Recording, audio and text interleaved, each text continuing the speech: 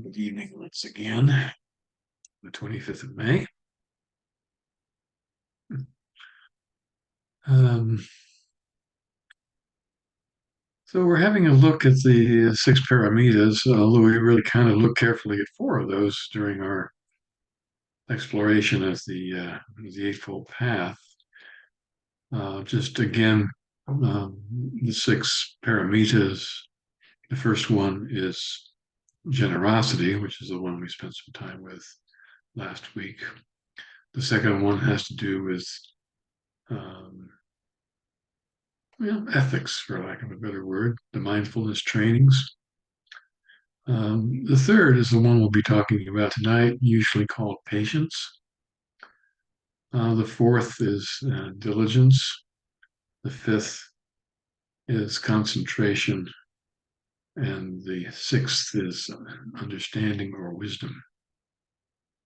So, looking tonight at the third of these, and I expect that we'll be talking for at least two, maybe three, maybe even longer around this subject. Um,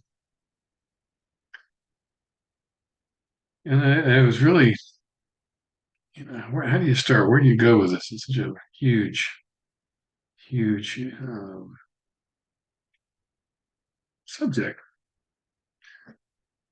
So ultimately, I thought, I think I'll start again with some of the thoughts that come from Thich Nhat Hanh. I'm not going to read very much, but kind of talk about the way he approaches this. Um,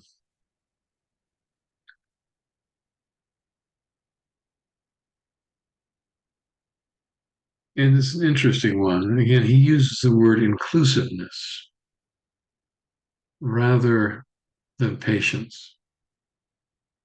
And I have been thinking had been using the word acceptance rather than patience. But that was just me. I still like the word acceptance, but he uses the word inclusiveness. And he comes from a particular place with that is really quite beautiful. Um, at some point, I'll be asking you all what you think about the camera moving around. I mean, I'm not doing that.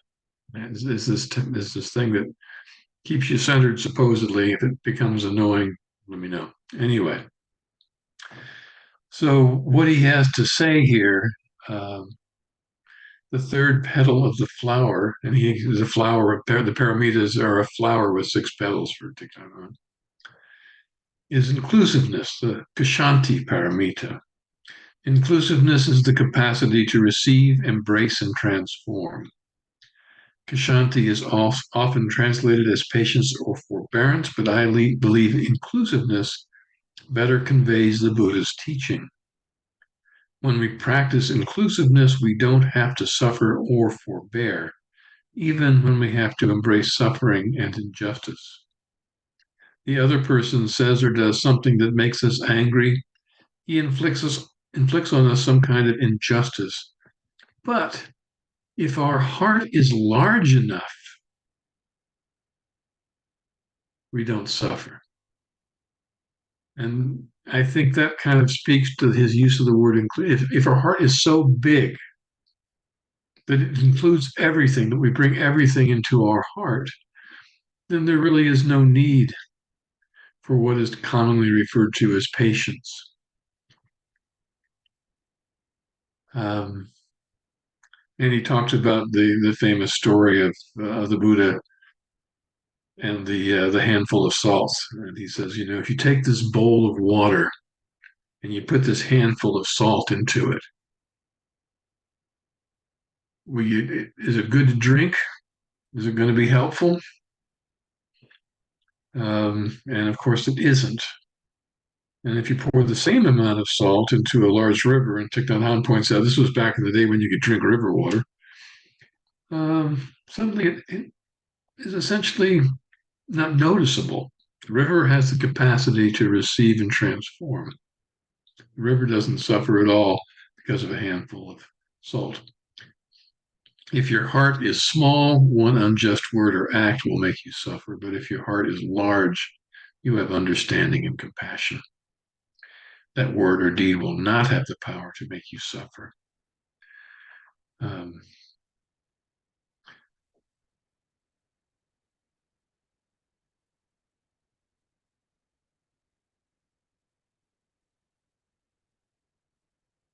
One of the other things that he emphasizes that I think is so important, he says to suppress our pain is not the teaching of inclusiveness. And I think that sometimes if people are practicing patience,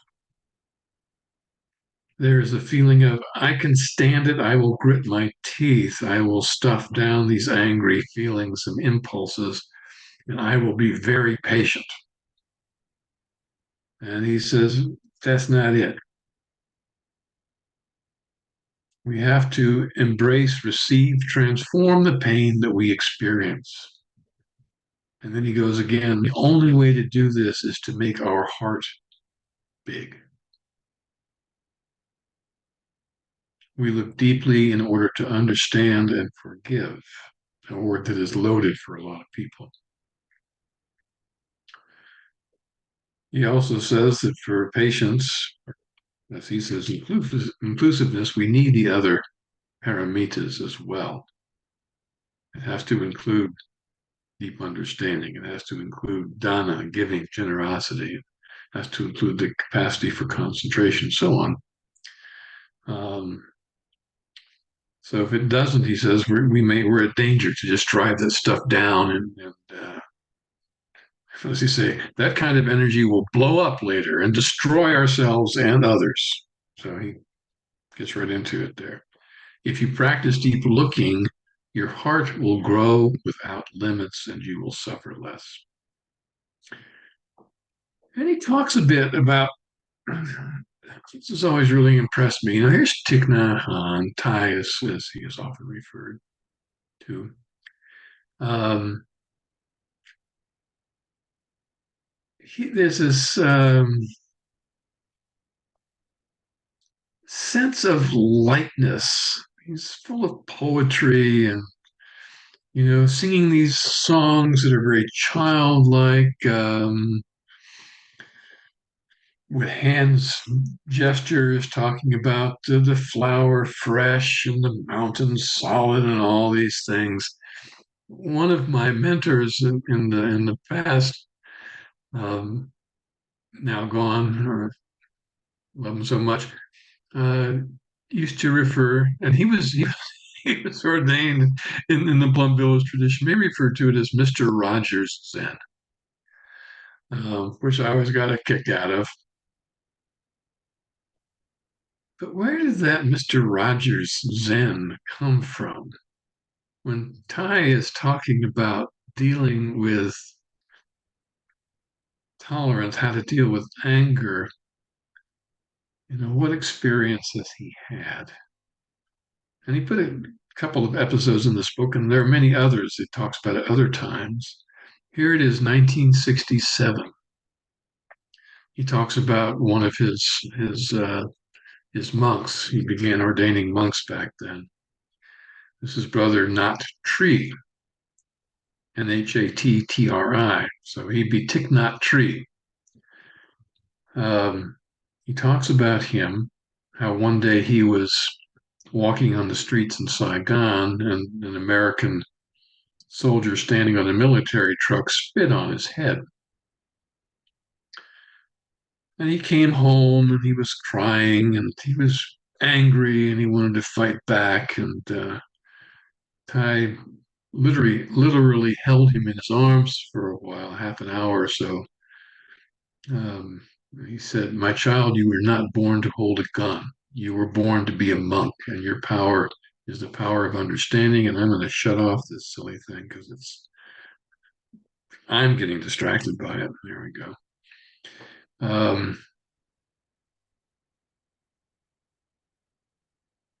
So your power is not of the gun, it's the power of understanding and love. The American soldier considered you to be his enemy. That was a wrong perception of his. We need soldiers who can go to the front armed only with understanding and love. And he stayed on with the school of Youth for Social Service, which was the social service organization that Thai started in Vietnam in the war. And they were, burying people that were killed in the war and helping villagers whose villages had been burned down and all of that. Um, and then in 1967, Brother Not Tree and seven other social workers in this group were kidnapped and were never seen again. They were killed. Another of Thai's monks self-immolated in protest of the war, trying to get people's attention. Um, and that again is something. Is that an act of love? Is that where does that fit? And I don't want to get into that this evening, but we're talking about horrible experiences of people being killed. Ty was in his room one night, just down the hallway from the Buddha Hall in the meditation place, and a rocket blew up in the meditation hall. He was so close to being killed. He says, how can we wash away that kind of injustice? How can we transform the injustice received by whole nations? Cambodians, Bosnians, Palestinians, Israelis, Tibetans, all of us suffer from injustice and intolerance. And he sighs deeply. What do? We fire guns at each other. The fire of anger, when we are overtaken by anger, we think the only response is to punish, and the fire of anger continues in us and it burns us. Interesting story. Robert McNamara, I think all of us have at least the possibility of recalling, he was the Secretary of State back in 1966 under Lyndon Johnson. And he met with him and he told him about his perspective on the war. And this is the guy that 6 months after that meeting resigned as the Secretary of Defense and later wrote a book about the war in Vietnam, saying what a mistake it was in his understanding. So it's interesting. He talks about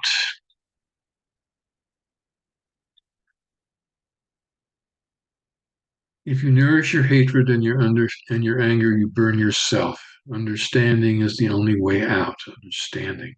If you understand, you will suffer less and you'll know how to get to the root of injustice. And he tells the story of the second arrow. When something happens to you, let's say the experience of being spit on, um, that's the first arrow. And if you can acknowledge, here is someone with wrong perceptions. If I had been born in his house with his parents in his culture, and I was an American soldier, and I saw all the Vietnamese as enemies, I might have done the same thing. It wasn't a personal thing. You can do that kind of deep understanding of what happened. It's unpleasant to be spit on, but that's where it ends. The second arrow is the stories you tell in your mind. Um, and you suffer 100 times more, here it says here.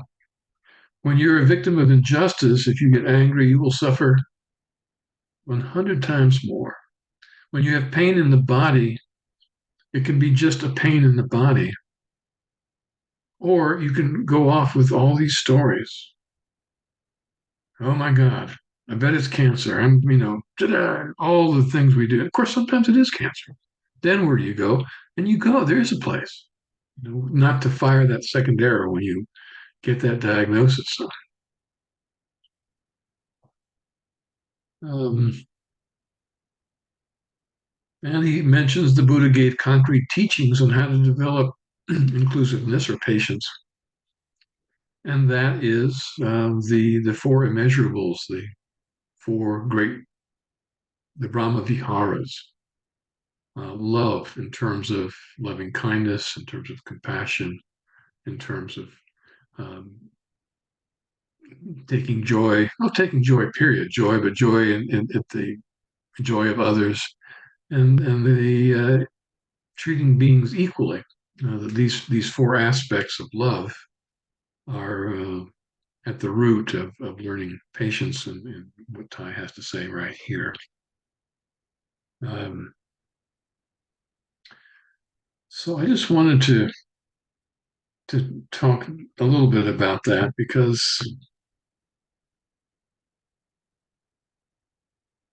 it's astounding to me, even after all these years, to look at the writings and the songs and the stories and the Plum Village practice and realize that it was born, in the fires of a horrible war where whole villages were being blown out of existence, and Ty was right in the middle of it, and eventually was not allowed to return to his own country for several decades.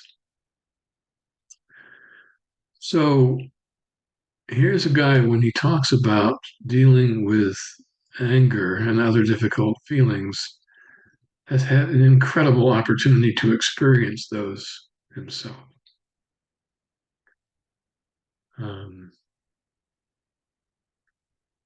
and his open hearted approach to it, I think, is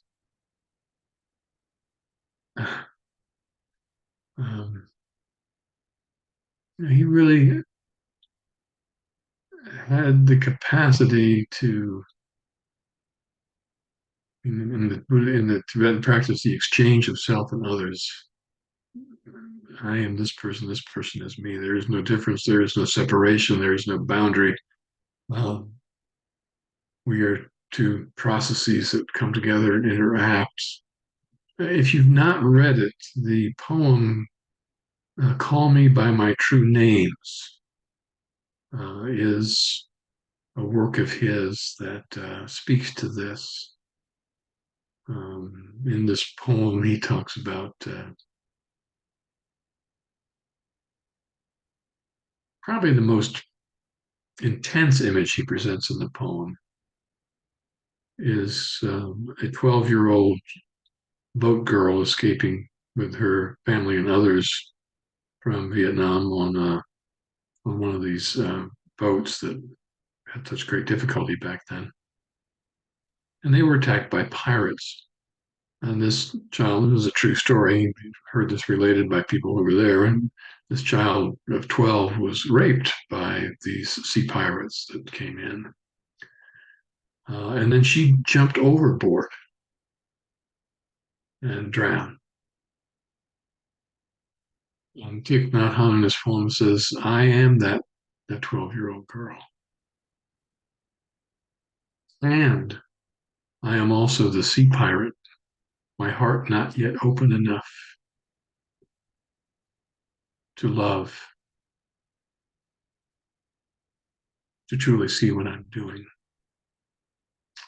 And when he talked about that poem, he would often say, here I am, I'm a monk and a leader for peace. And if I had grown up in that sea pirate's household and been a child like him with his parents and his culture, which was filled with poverty and violence, you couldn't go out and get a good job. I mean, it wasn't like that was even available.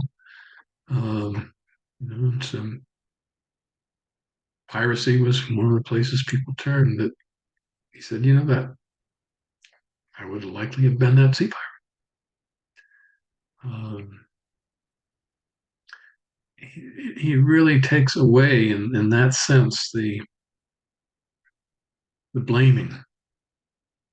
He's really looking at the causes and conditions and seeing all of us as the causes and conditions rather than as a thing that is uh, needs a label such as enemy.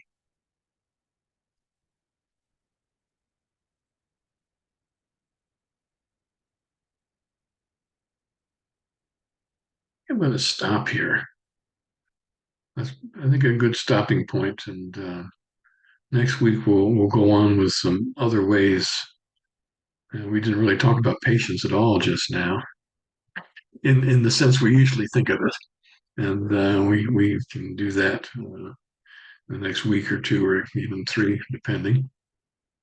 So let me do the thing here.